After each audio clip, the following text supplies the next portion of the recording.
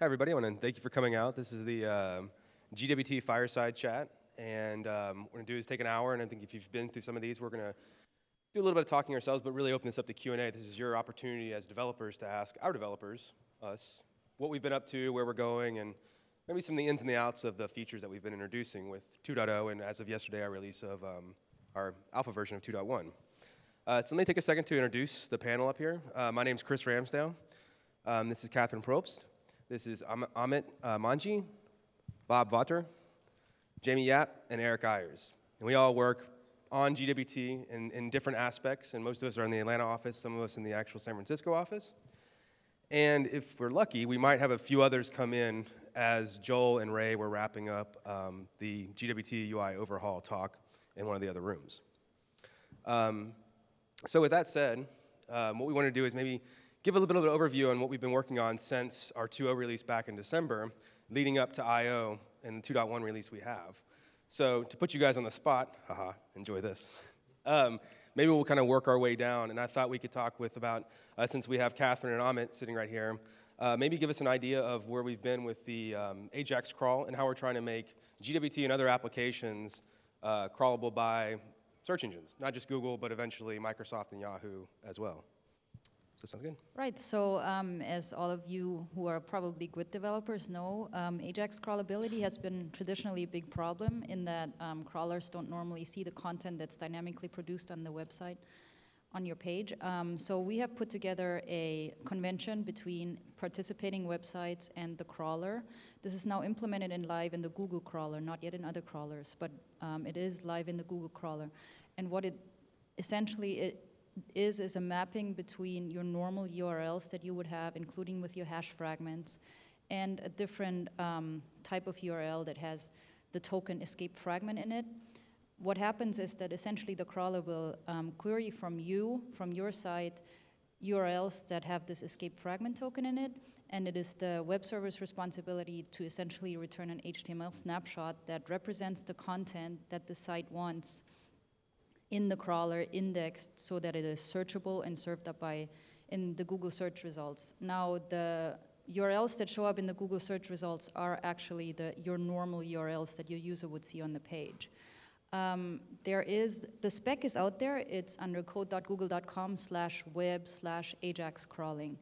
For GWT in particular, what we recommend in order to get the HTML snapshot is a headless browser. There's various tools out there. The one that we've been working on the most, in particular Amit and me, is HTML Unit. It's a free tool that you can download.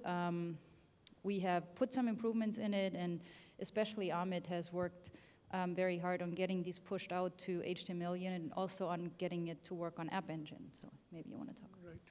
So one of the things we are doing with HTML Unit is patching HTML Unit so that it can work on App Engine. In particular, App Engine has limitations that you can have only a single thread. It also has some limitations on some Java classes that you can use. So the patch is uploaded on a public, like the HTML Unit issue tracker. It is still not in HTML Unit, but hopefully within the next few weeks, HTML Unit 2.8 will have this patch included. But if you want to try it out and have your servlets give out a version that is crawlable, you can use HTML Unit on your website and include the patch. And people have done that also with the patch already. Yes, people have already done that successfully with the patch. And we also have a demo website that is included in the issue tracker where you can give it an Ajax URL to an Ajax page, and it will show you, it will run it in HTML Unit, and it will show you the DOM of the page. So it will essentially run the JavaScript and then show you the DOM. Yeah, and we'll make sure that all the sites that they're referencing, as well as the projects, we can easily toss into the live wave, right. Be it the one you're viewing over here or the one that John's actually taking notes on. Which, by the way, if anybody has or is viewing, we strongly suggest that comments that you have going on in side conversations right now, please put those on Wave. They've been very valuable, especially if you saw there was quite a lengthy conversation with Kelly's measure in milliseconds yesterday, where I think there was some really meaty information that went back and forth, both from developers like yourself and developers that are working on the Speed Chaser product, which we have 2 of them down here. We'll talk about that in a second. So I encourage you to check out Wave. It's great, and John will help guide you through it. Since we got Bob up here, I was going to suggest maybe if you wanted to give a kind of recap of where we are with GWT RPC, DRPC, but feel free to chime in on anything else that you've been focused on in the past few months. Yeah, so we did put the DRPC code base out there, which is kind of a, you know, if we were going to re-implement the GWT RPC stack. For those of you not familiar with it, GWT RPC provides you with an RPC system that is designed to transport, you know, Java objects and all their polymorphic goodness across the wire.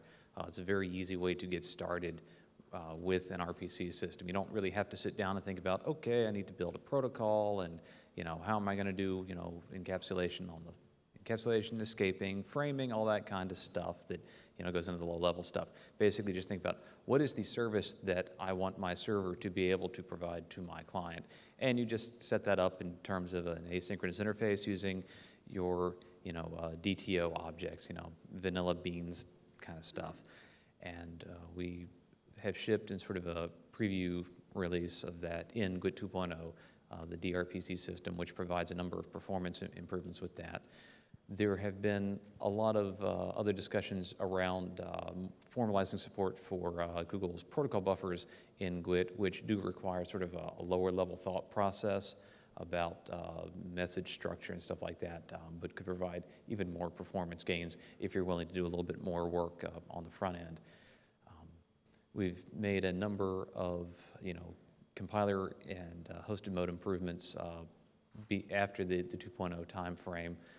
Soft permutations are coming down the wire, which, if you're familiar with GWT's deferred binding system, instead of having, you know, the entire Cartesian product of all your permutation values produced, you can take certain axes or values and collapse them. So if you want to add a, you know, so right now you can target Safari, and that includes, you know, like your mobile browsers, the mobile iPhone, the Android browser.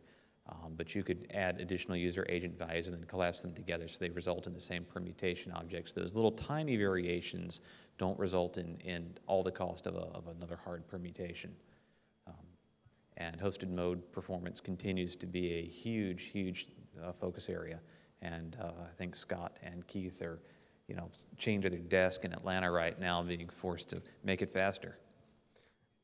Yeah, and to give you a quick idea, I think these are some rough figures, and I don't know if you were in the conversation, but we were talking to Adam from the Wave team, and much like AdWords, they're at a very high number of permutations right now. I actually think for some reason it jumped from 256 to 512. But that aside, he has said with his initial research into it that they could effectively cut out at least half their permutations, which is, and really what you're doing, I think, and Bob can correct me, but aren't you collapsing down all of the permutations that really share some of the same characteristics? Yeah, that's right. What we're giving you is not something that you should think about when you're first sitting down to write your application. This is one of those things that is used as an optimization after you've built your app the way you want to build it in the first place. We're giving these finer grained controls, and you know, when you add a new deferred binding property and a new value to that, basically you are just expanding the size of the Cartesian product of all of the deferred binding property values. So if you add one more property that's like a Boolean, it's true, false, you're going to double the number of cache.js or cache.html files that you double. And what the work with conditional deferred binding properties and soft property values, what that gives you is the ability to use deferred binding as much as you want without suffering additional compile time and deployment costs in terms of more files. So you can use deferred binding for small little switches in your app where you might use where if statements are kind of ugly just because you have them sprinkled all throughout the code. And then finally, we have, like I said, Jaime and Eric, who are part of the Speed Tracer team. And by a show of hands, how many people know what Speed Tracer is? Fantastic. Awesome. So we don't have to cover that. So get into the good stuff. Yeah, so hopefully you guys saw the measure in milliseconds Redux talk yesterday. Show of hands who saw that talk. All right, those who didn't see it should watch it on YouTube. It's very good. So when we first launched Speed Tracer, we kind of gave new insight into what was happening on the client. We also included a network view, which is very similar to other network waterfall views that you see in tools like Firebug. And obviously, web application performance is heavily influenced by things happening on the server. So the problem with traditional network waterfall views is that they give you time ranges, and you can see payloads, and you can see headers, but the timings are essentially a black box. You don't know what happened on the server. So usually you have to use some server-side tooling to dig in deeper, and it gets kind of hard to correlate a specific RPC with a specific action on the server. So we thought it'd be a great idea if in Speed Tracer we could kind of get an end-to-end performance picture. So if you saw in the keynote and in Kelly's talk, we demoed server-side traces on App Engine and Spring Insight. So that's new to Speed Tracer. So. And Spring Insight, for anybody that didn't catch it in the keynote, is they have Spring Insight is more like a container that runs with your app. And so the SpringSource community, VMware/SpringSource, they have a version, it's called TC Server. It's really just their version of Tomcat that's running with instrumentation in it. And so what they're doing is it's very analogous to what AppStats is doing for App Engine now, where they're collecting this data that Jaime's talking about. And what we're doing is, again, just feeding off that JSON payload that they spit out. And it's kind of nice because I believe that there's some parallels between the two systems. While they are offering up different data, we get more on App Engine than we do on TC Server right now, or via Insight. So one of the nice properties for things happening on a single thread, I guess, is that you can kind of model the things that you want to instrument in this nice little JSON tree structure. So it's the same very similar JSON structure to what we use to represent things happening on the UI thread in our sluggishness graph. So it kind of, there's no extra burden. You don't have to learn how to visualize, or how to understand a new visualization. It's the same visualization because it's the same kind of data. So, but yes, they instrument different things on App Engine versus Spring Insight. But right, like they don't have memcache, for example. Yeah. But. So Eric, did you want to talk about some of the kind of headless speed tracer work that you've been doing and where you think that's going? Sure, Chris. So the speed tracer is really eye-catching because it has all this nice user interface and graphs and the ability to share your speed traces with everyone. And I've been working on a part of speed tracer that takes all that away. Instead of a nice user interface, it has no user interface at all.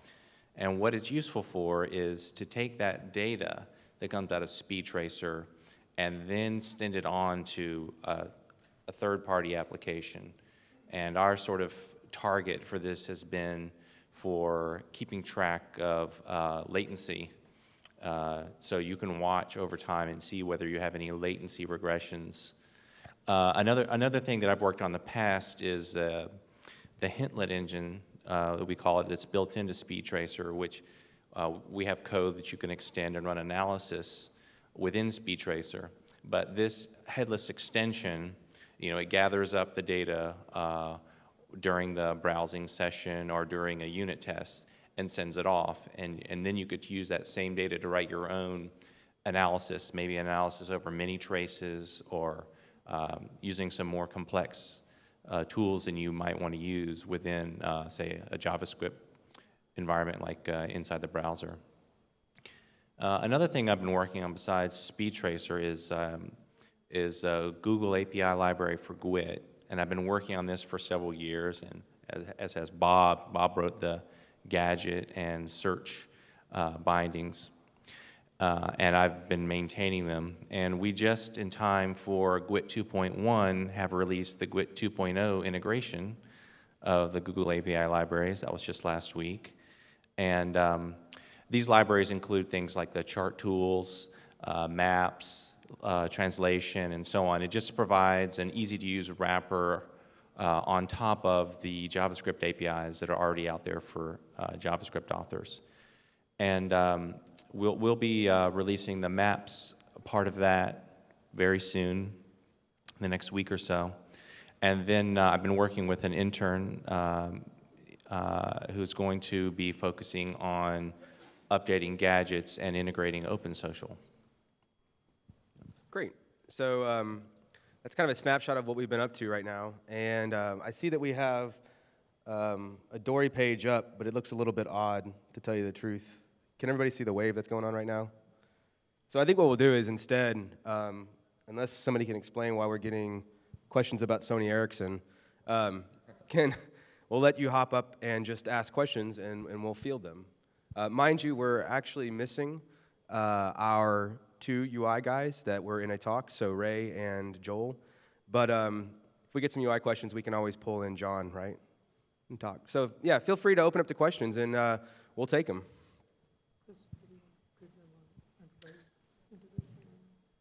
Okay. Are we ready? Yes. Yeah, go ahead. Hi, I'm Mike. So I recently, I wanted to use a Dojo library, and so for every object in Dojo that I want to use, I've been subclassing JavaScript object, which works out really great. It's a very nice thin layer, and it kind of does all the things that it seems to have been visioned to do. One complication, though, the resulting classes, the subclasses of JavaScript object, don't provide a very good API for the rest of your code, since instance methods have to be final and you can't have constructors and things like that. So my sort of very generalized approach to dealing with that has been to create, so I have this sort of tree of JavaScript object subclasses, and I then have another tree of JavaScript object delegate classes. Each of those has a JavaScript object subclass as a member, and then it provides a much better API for the code that intends to work with these objects. So it's been nice, but as you can probably imagine, that there's some intermediate object construction that happens as a result of that. And in fact, it actually, once you get into the nitty-gritty, you start to notice that sometimes a simple method call, a simple getter on an object involves an object construction as a result of that.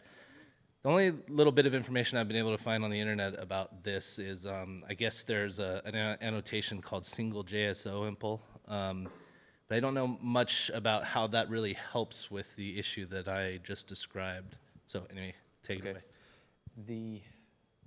So there's actually not an annotation anymore. In the original design doc, we were going to have an annotation. So, but the name single JSO impl is a terrible name, but it's the one that's stuck to describe this concept. The idea behind this is that JavaScript objects can implement interfaces that declare methods. The caveat is that you cannot do polymorphic method dispatch on a JavaScript object subclass because there's no Java type information associated with that underlying JSO. We assume that it's coming from some external library, and we can't just like jam a type ID field on there because that might break the integration case. So if you want a JavaScript object to be able to implement an interface with a method, any of these methods defined in an interface must be implemented by at most one Java method that is declared within a JavaScript object. So that you've got that one-to-one mapping at runtime when you've compiled. So that doesn't. So it sounds like that's not actually the solution to the problem. Well, it can be because so the Wave guys had an issue, which is why we built single JSO impl in the first place. That all of their wire protocol is basically very lightweight protobuffer style. And they don't want all the other classes in their system to have to, take a subtype of JSO. They want it to pass in an interface because it also helps with testing. So if you want to provide a Java-like API, there's really nothing you can do beyond having these Java facade objects for things like, instance of and, type-specific two-string methods. If you are providing your users with a use case where you need Java polymorphic type behavior, you're stuck with that. Otherwise, we'd have to go and jam fields and whatnot onto your underlying JSOs and possibly break them. I see.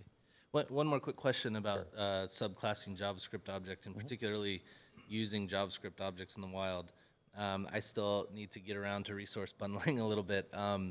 So like the Dojo library itself, could that be a resource which is bundled? Yes. Okay. The client bundle system is arbitrarily extensible. All of the built-in types use the extension API. So if you want to create a new resource type, call it JavaScript resource or whatever, it's basically you declare an interface, which is a subtype of resource prototype. It has an annotation at resource generator that then points to and implement a compile time callback class that basically just says, okay, implement, give me the text that implements this method, and then you do whatever you want to do there. I want to write JS resource, it's just dime. You can also, as a really, really quick hack, use text resource. And for that matter, you can imitate text resource, copy and paste it as a starting point when you're writing your own resource type. Hello. Hey, thanks for having us here, and thanks for supporting GWT and continuing to develop it. The question I had for you is a support question. Looking for an alternative to the forums as far as a way to get support for questions. Wondering about if you guys have considered like using the Stack Overflow model like the Android guys have used, and potentially offering an office hours. Yeah, so I'll take that. It's quite funny actually, because I've had an email that I was going to craft up to GWT Contrib and the main GWT group twice actually, where I was going to say, you know what, let's try something better, and let's actually move over to Stack Overflow. And the reason we didn't do that yet and pull the trigger is because there are some changes that are being made to Google Groups from a group out in Boulder and a few others that look promising, both from a back-end and a front-end perspective. We're pretty transparent around here, so we're a little skeptical as well, but they're really trying hard, so I've held off on that. That said, there's nothing to stop everybody from going ahead and creating their own group over there. I mean, I've watched it for a while, and I've seen that the number of questions that are tagged with GWT or GWT have continued to grow, and Android has had a lot of success. In fact, they've moved over more of their mainline developers to Stack Overflow, and they've seen the group's traffic go down and the Stack Overflow traffic go up. Let's be honest, Stack Overflow it's great. Right. Not only because of the UI, but because I think the developer community behind Stack Overflow, it's just a little different. There's different characteristics. So I encourage everybody, we're not going to try to hold you into using Google Groups just because we're Google Web Toolkit. Try out Stack Overflow. If you like it, bring more over, and then if we decide to make a strategic move from a Google position, I guess, we'll let everybody know, but we're not going to stop you from creating your own community in Stack Overflow. Yeah, there's also... Will you folks look at it? I mean, do you folks monitor that group, the GWT group? Which, Stack Overflow? Yeah. Not actively right now. We watch the traffic on Google Groups to the most extent. I mean, we want to grow a community that's self-sufficient. And when there's actual burning fires and problems, help out. Obviously, in the time of a release, be it a 2.1 milestone release, when there are some issues, we see it, we address it, we move on. But we really want to have a self-sustaining developer community. Yeah, if you like IRC, irc.freenode.net channel GWT. Say that one more time? irc.freenode.net channel GWT. Oh. There you go. Mostly external developers, but I and a couple of the other GWT developers hang out on there and field questions and kick ideas around. Real quickly, speaking on the topic of support too, don't forget that there are office hours that we're holding up on the 3rd floor. Jason Perrick and Fred Sawyer, who I believe some of you actually might know, are going to be up there from 12 until 5:30, taking any questions you have. So again, also if we don't get through all these today, this afternoon, feel free to jump up there. Okay, so my question is, what are your plans to keep GWT up to date with all the new features and capabilities that come along with HTML5, specifically Canvas, layout, SVG, and eventually WebGL, things like that? Will there be native support for some of these things, or are we going to need to use the native methods for the new features of HTML5?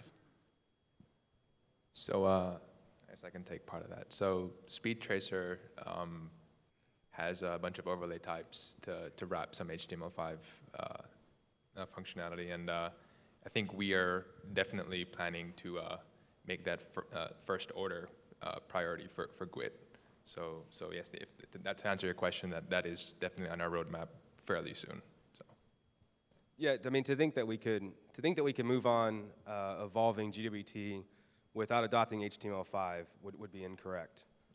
Stacking against the things that we want to do to help developers out in terms of speed, size, sexier widgets, whatever it may be, that's the only problem. It's not a huge team, so we've got to plan our priorities straight. But we know that, like Jaime said, not making HTML5 a first-class citizen would be probably be a mistake. And then another quick question. What are your thoughts on combining the power of GWT with the power of, say, a library like jQuery or Dojo, and using them in unison with each other rather than one over the other? Have you seen jQuery? I have, but it's pretty much a rewrite of jQuery in GWT. Ray Cromwell, who's not here right now, but if you see him around the floor, you can talk to him about it. It's actually really cool, and he has some demos on the jQuery code site page that shows you what he can do. So it takes a jQuery style programming model and gets all the benefits of the GWT compiler to make it really fast. So yeah, it exists. Cool. Thank you. By the way, I think that you can catch Joel and Ray and Stefan are doing the HTML5 plus GWT talk right after this, I believe. If not, it's shortly thereafter. It's today, where they're going to be demoing some pretty cool stuff. Not only can you see what we're experimenting with HTML5 and driving it to the really pushing the envelope, you can also catch Ray Cromwell after his talk if you want to discuss with him jQuery versus jQuery. And I think it's called GWT query, actually. It's jQuery? It's jQuery. Okay, sorry. Thanks. Hi, I have a question about the performance. We use GXT and the GWT to build a real-time device control application. Like every 15 milliseconds, there will be a new item delivered to the browser. But what we found is delivered to the browser side to upgrade the graphics and grid. What we found is that the CPU and the memory usage of the browser gets really high and become not responsive.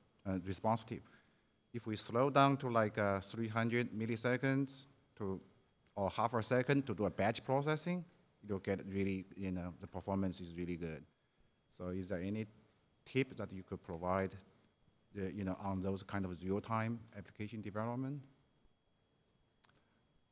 I think we had a little issue here. So you're using GXT and you're having performance issues. Yeah, we have to slow down our UI upgrade, update the ratio.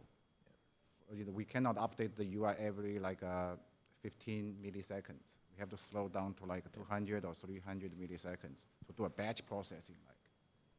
So okay, I think Ray, maybe you want to take this one, but it seems like your UI performance issues may be related to the fact that you're using EXT GWT or GXT. GXT, and if you take a look at Ray's talk and Joel's talk that they just gave before, what's it called? GWT UI overhaul. GWT UI overhaul. There's some new widgets and some new ways of building your data-backed UIs that should address those. Well, and ultimately, though, I mean, you're using. So let's back up for just a second. So what happens when you actually update every 15 milliseconds versus every 300 milliseconds from a high level? Like, does the UI just not update? High level, you to see, it's very slow and not updated. You can see the CPU usage. Yeah, that's consumption goes really high. That is of a style of layout that does much of your layout on the page having to run JavaScript. So every time you update the DOM, it has to run a bunch of JavaScript in order to reflow the page, put things where they need to go. And that's ultimately much, much slower than relying on a rendering model that utilizes the fast C code that's built into the browser to do layout in C rather than layout in JavaScript. So your choice of UI library, I'm not sure what your motivations are, but you certainly make a trade-off whenever you're actually relying on JavaScript to put things on the page. That's going to make it slow. I suspect if you if you run your application with a speed tracer and take a look at where the time is going, that would be very illuminating. All right, thank you. Something that's been really frustrating for me has been date manipulations on the client side. Is there anything, or a roadmap or a solution for good, like calendar style date manipulations on the client?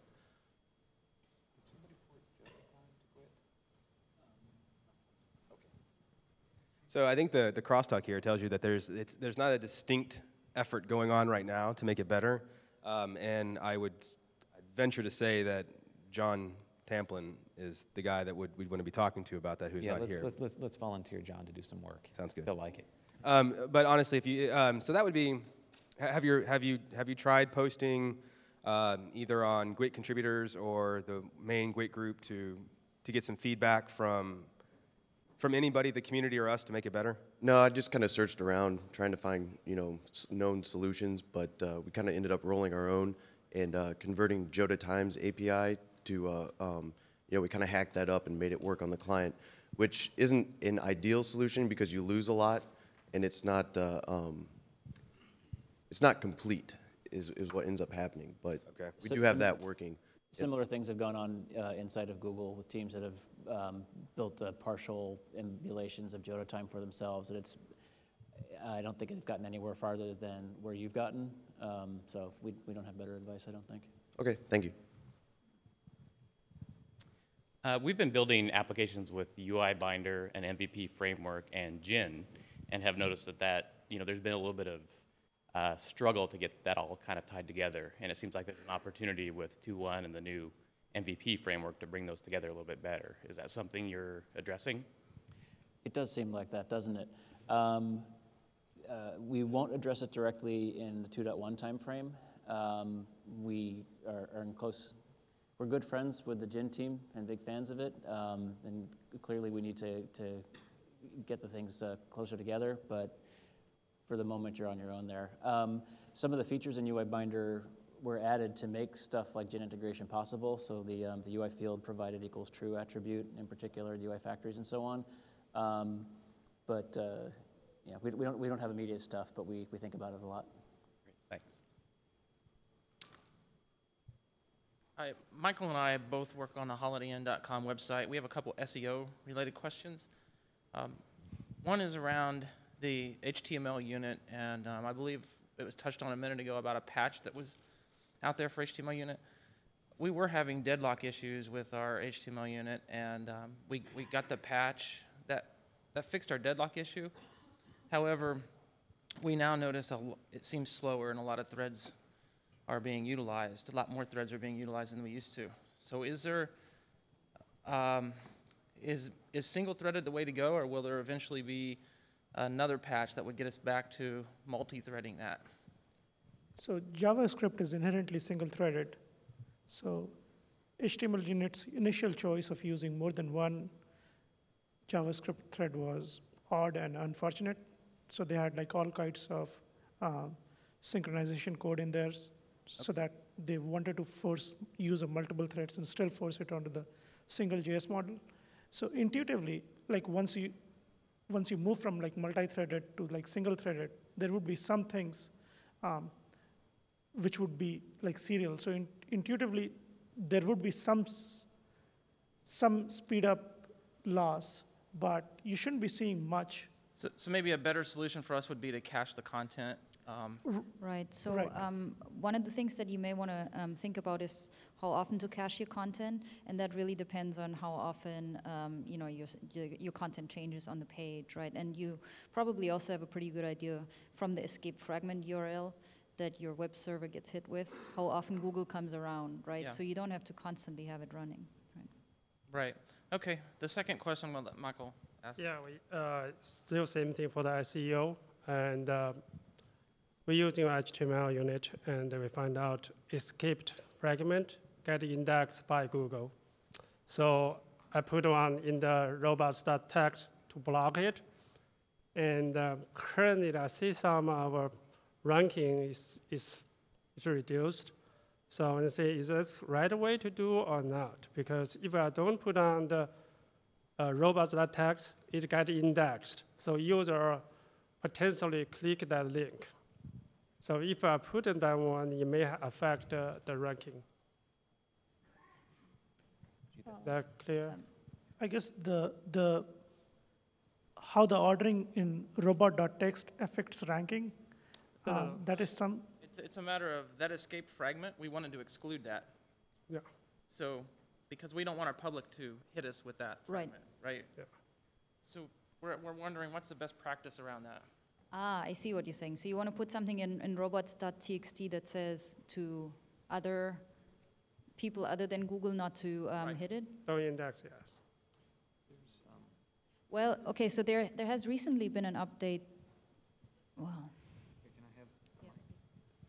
Yeah, robots.txt does support crawler agent filter blocks. Does that give you any leeway?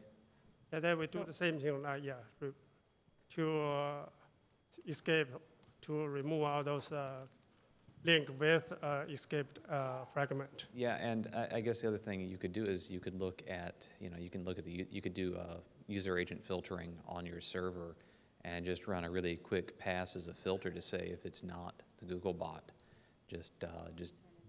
or don't return anything or strip out the hashtags you don't want. Mm-hmm. Okay. Okay, thanks. Hi. Were the data presentation widgets that you talked about in the keynote in the M1 release? Do you know? Yes, they are. What are they called? Or how do we find them? Look for cell list. List view is the general interface. Look for cell list view for the main implementation, and you'll find everything in the same area. Hi. We're an open source project for universities, and we've chosen GWT as a presentation tier for our architecture. Our particular design challenge, and we've been working with GWT since 1.4, then recently 1.6.4, and now up to 2. Our design challenge is that we have to make this open source framework customizable and extensible for the schools that will go and adopt this, but they don't have hardcore GWT experience, and they probably won't be able to afford to buy it. So we're tasked with trying to use the benefits of the GWT framework, but make it extensible and usable for those folks that can customize it for their own needs. And we've been pursuing a number of different MVC frameworks from before GWT2. We're now looking at whether UI binder and a framework of widgets is the right way to go. And we're actually struggling for I guess, support and advice on the direction we should take. I mean, when you say an extension model, what kinds of scenarios are you trying to support? Different layouts, so easy layout construction, and also labels as and internationalization as well. Mm-hmm. So one school might refer to a course as a course, one or a student. So they have different taxonomy models across the. So are you trying to let your users provide the layout without having to know about GWT? Correct. Huh. Yeah. Well, it sounds so. It sounds like we need to build a server bundle finally. So here's a crazy idea that might work. If you can if you want to give your users a sort of give us a chunk of text, that describes your layout or whatever.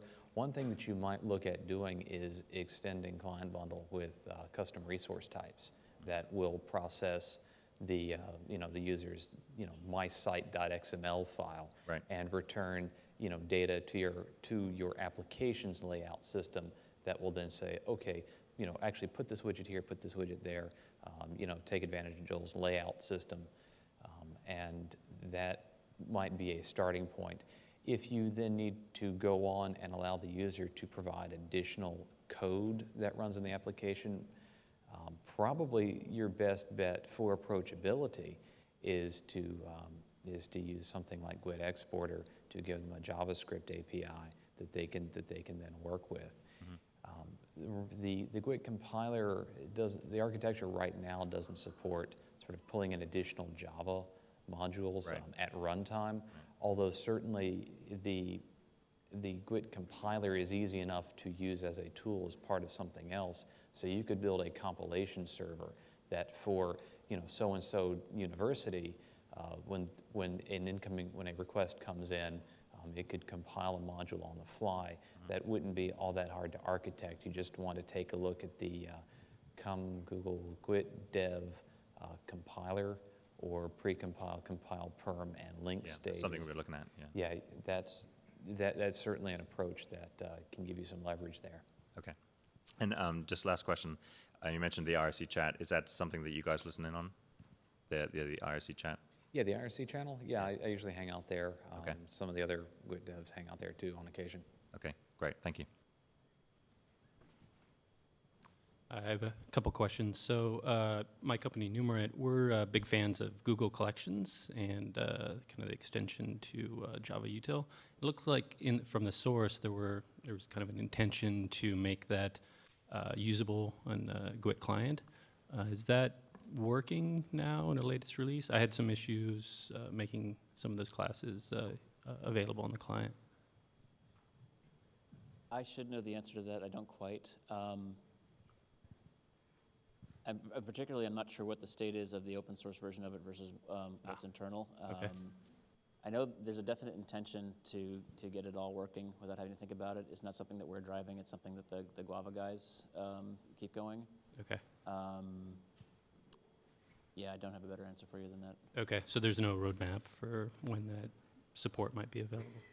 I think what we've ended up doing is just rolling our own classes based on the source. There's no roadmap on our side, although there's discussion about it a lot. I think on the Guava side, there might be more concrete plans. So if you want to follow up there, I think they're another ones that use Stack Overflow to keep in touch with their community. Okay.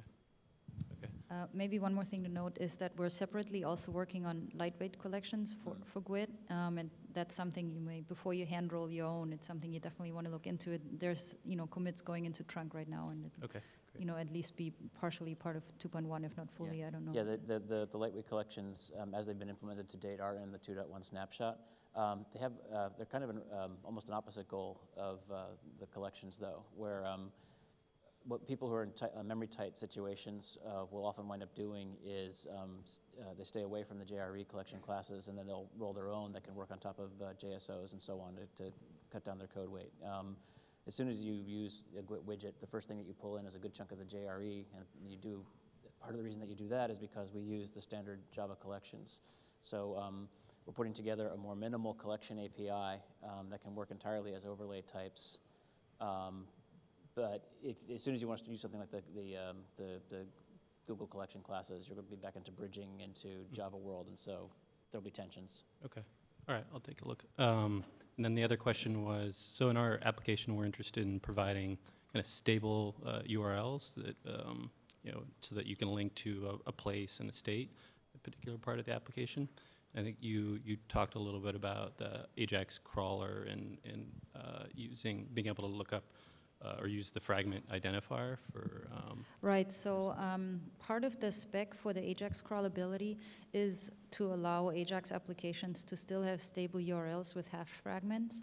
And also per spec, these hash fragments are not sent to the server as part of an HTTP request. That's why there is a mapping between hash fragment URLs and escaped fragment URLs that essentially move the hash fragment to be part of the query parameters. Oh. So essentially there's this back and forth mapping between what you have and then what the Google crawler actually requests from your site. You will map it back and return the content for the hash fragment URL, and that's what actually gets indexed. So in other words, this whole mapping back and forth should not be visible to your users at all, ever. Your users will always see the hash fragment URL as they interact with the site. It will be, you can link to it, you can, do all the things you normally do, and they will also show up in search results. And, the user will click on it and get to your site. So this is fully supported. So is there a pattern you guys recommend for specifying a location in a fragment identifier and state or query parameters that you want to pass along? I'm sorry, is there a what? Like a pattern or a syntax that you guys recommend? Because I've seen a couple different ways of doing it. Hash fragments tend to be pretty open in what they support. What we found is that it works pretty well to have key value pairs, just like you would have in the query parameters. So that's something that we do recommend, and that works. And how do you separate like the location from the set of key value parameters? It doesn't. Is that part of the spec or? That is not part of the spec. No. Yeah, I think that you're talking about everything after the hash fragment. Yeah. Okay. Right. Okay. Thanks. So a good example too is if checkout wave. I mean, this isn't the standard, but I think they do a really good job, and you can see how they're saying, okay, I want this wave, I want this minimized, I want my inbox showing, so on and so forth. And I mean, literally, they have what looks like the state of the application in that hash fragment. Yeah, I think that's a good starting point. Kind of Gmail and Wave have done similar things where you have the location, the slash, and then kind of all the parameters following it. So right. Didn't know if there was a standard coming out or. We are going to take a crack at that with the 2.1 release. It's not in the 2.1 snapshot yet, so don't go looking yet. But we are putting together an application framework. That's what Rue was generating to in the keynote yesterday. And one of the things that we must address is at least some kind of standards for, I've got some state after the hash fragment. How am I going to turn that into my app state? Okay. So I don't know if we'll do it right yet, but we're going to take a stab. Okay, great. Thanks. Hey, my GWT application backs onto a Spring and Hibernate backend, and with the new GWT and Spring Rue integration, will I still need to use Gilead, like something that goes off and fetches my proxied objects? I don't know that side of it too well. Do we still need to use what? What was this? Gilead. It ties into the persistence context and when it hits. Okay. If that's what Rue is setting you up to use in its current setup, nothing has changed on that front. So it's the work has been to get it to generate a GWT app that talks to a fairly generic servlet that then talks to the public API that Rue is generating already, static finder methods and that kind of thing. I think under the hood, that's all using the same Spring persistence mechanism and fetching frameworks that were there already. Okay, cool. Yep, excellent, thanks. We use decorator panels some. Do you have any plans to come out with a decorated layout panel? The guy who could really answer that's not here, but I can fake it. The decorator panels happened before Client Bundle and CSS Resource happened, and we haven't yet integrated that world into our default widget set very well. We know that we need to. I don't think we figured out exactly how we want to go at that. And I think for decorator panels in particular, did he consciously stay away from that for the layout panels? Yes, so if Joel were here, I think he would say, don't decorate the layout panels, use the layout panels for layout and put things in the layout panels to do the decoration. And to go back to client bundle, Ray, maybe you could talk about the pattern, dependency injection pattern for passing in a widget's resources maybe instead of using the decorator panel pattern. Yeah. So. Yeah, I don't have much to say beyond that. We've when we kick it back and forth. We've experimented with having the widget declare the particular CSS resource interface that it wants as a constructor argument, and it's up to a theme to provide that. We've seen some libraries internally where they'll actually declare a decorator interface, nothing to do with the decorator panels that we do right now, but an object that is responsible for being familiar with the DOM structure of the particular widget and being responsible for adding CSS styles or putting wrappers around it to make things go, that kind of a thing. We're still debating what direction we want to go to with our own set, our own widgets like that. So if your intended goal is to theme a widget or to have a widget be themable, you can just have that widget take in a client bundle instance in its constructor, and then you can control how that gets GWT created, and you can stub in your own custom styles. So you can declare one CSS resource interface, and then you supply different instances of that. You can point them at different CSS files, so you can get the effect of a widget with a single style interface, basically, that you can theme differently at your whim. So that's a good pattern. So you're moving away from decorator panels. Seems like. Yeah, it seems like it. Oh, John Lebenka, who actually knows it. John, can you pick up a microphone? There you go. or shout really loud. I work with Joel. You might want to take a look at the border image.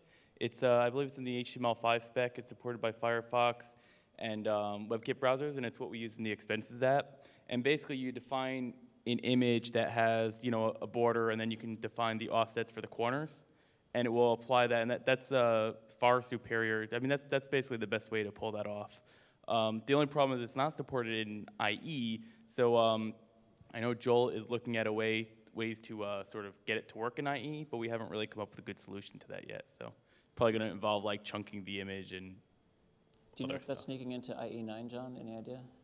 I wish. I don't know.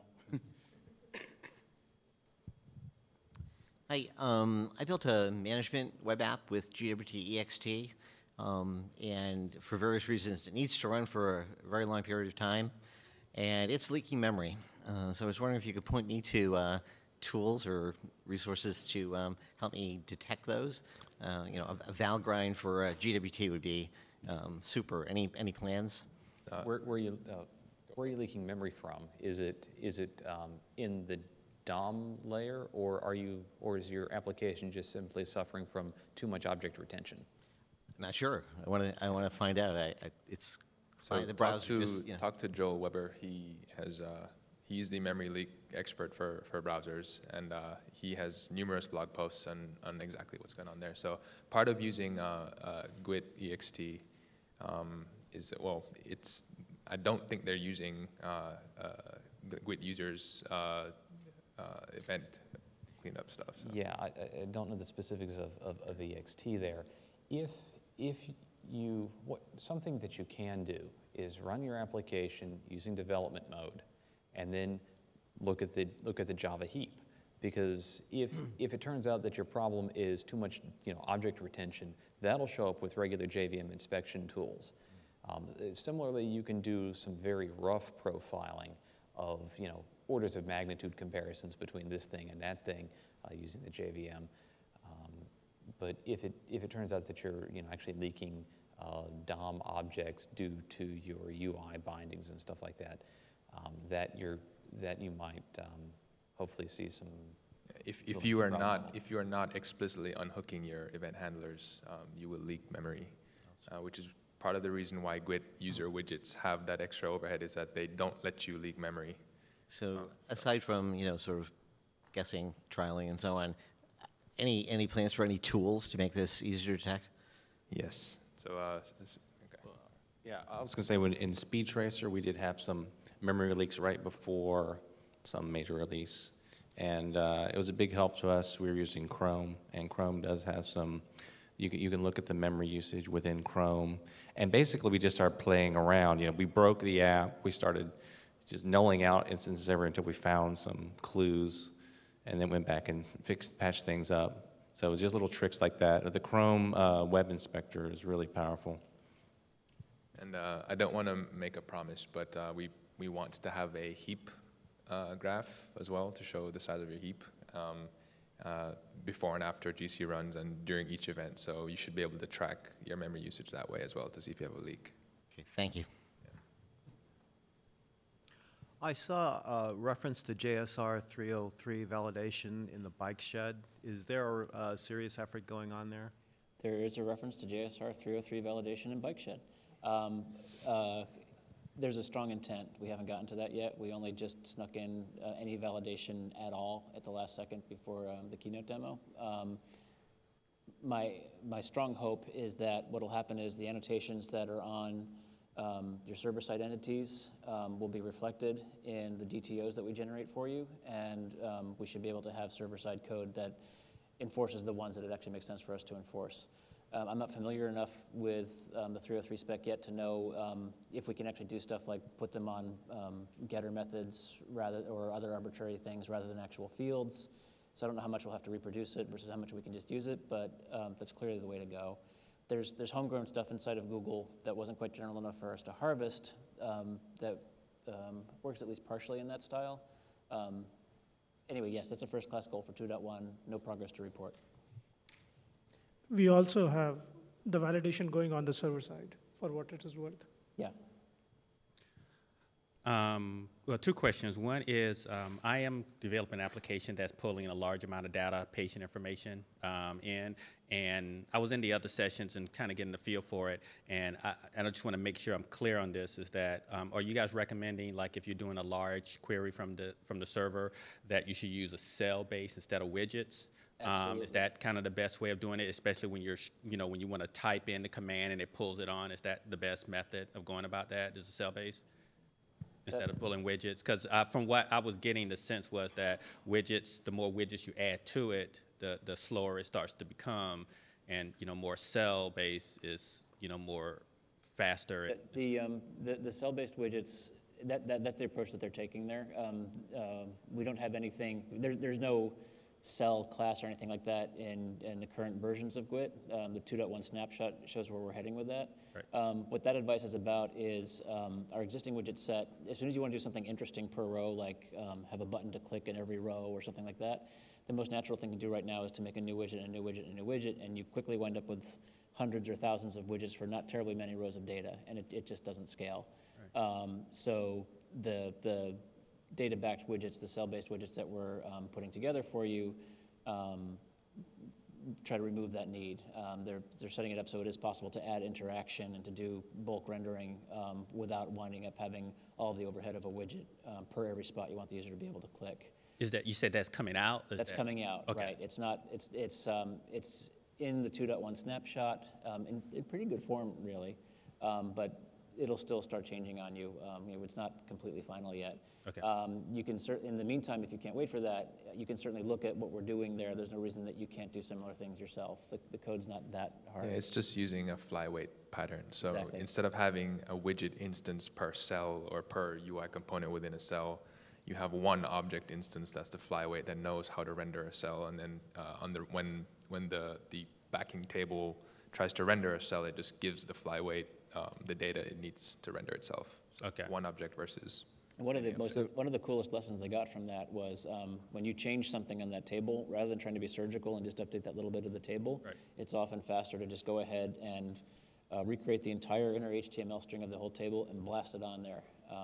Like the demo they gave where they're typing keystroke by keystroke and highlighting cells, the whole table was being repainted each time, and that's faster. Isn't that silly? Okay. So we're actually, they've cut us off. We're actually out of time. But if you said you had one more question. If it's quick. Well, yeah, it's a really quick one. You guys are from Atlanta, and I'm in Atlanta. I didn't know if you had a meetup where y'all meet up. Oh. I mean, because I would love to kind of sit down once I get back to Atlanta, because I mean, I have a lot of questions, but they don't, I would love to kind of sit down, and if you guys met up like once a month or something like that. They all drink a lot, so just. Come in and offer. Well, no, Ray and Amit and Bob don't. The rest of us do work in Atlanta, and we actually, so we're trying to get we're not even trying, we're actually doing this. It's been pretty successful. It's getting a GTUG meetup in the Google office once a month, which would have been about right now, but we're obviously all here having fun. So look for GTUG Atlanta. There's a group that Charlie Collins has started up, and the next meeting will be at the end of June. And there's developers from the Atlanta area, plus Googlers that come and hang out. There's only been 2, so if you haven't heard about it, that's probably why. Okay. Yeah, but look for GTUG Atlanta. I can just Google GTUG Atlanta. And yeah. Okay. Yep, and there's a mailing list. Hop on it, and you'll be notified when we have the next meetup. And please come out. Thank you. Yeah, thanks a lot. I appreciate it for coming out. Everybody have fun, and let's enjoy standing in a long line for lunch.